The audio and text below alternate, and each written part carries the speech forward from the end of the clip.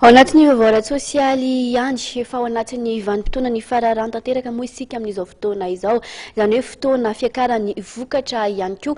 Tsy karitrary moa ny antsena eny fa efa miamidina ny vidin'ny vary, na izany ary anefa dia mbola misy ihany ireo vary sasany izay tsy mbola milatsaka ny vidiny. Fanadihadiana irana amin'ny roa tsirakotiny iray eo amin'ny sariny Stefana Rajafimajimy. Manomboka ny faraparan'ny volana aprily eo ny fiakaran'ny vokatra raha ny eto amintsika. Mandritra fotoana io indrindra no midina ny vidim-bary eny anivon'ireo tsena isan-karazany.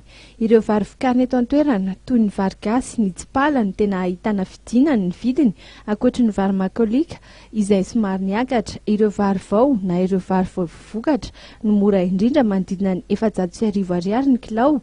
Ny makalioka kosa dia mahatratra hatramin'ny 900 ariary. Vary menaka kosa zao miakatra indray.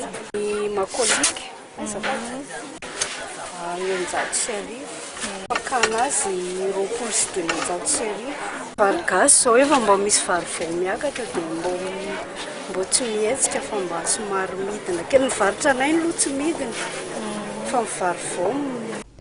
Ny anisan'ny mampiavaka ny vary vao sy ny vary tranainy izay somary lafo kokoa dia ny vary tranainy mora mitombo rehefa andrahoana raha ny fanazavana ireo mpivarotra.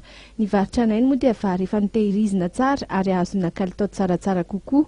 Ankoatr'ireo dia misy ihany koa ny karazam-bary izay tsy dia betsaka mpahafantatra nefa mbola eny eto amintsika dia ny vary Congo izany izay mitovitovy amin'ny tavolo na ny tapioka izy io ary somary matsora rehefa andrahoana.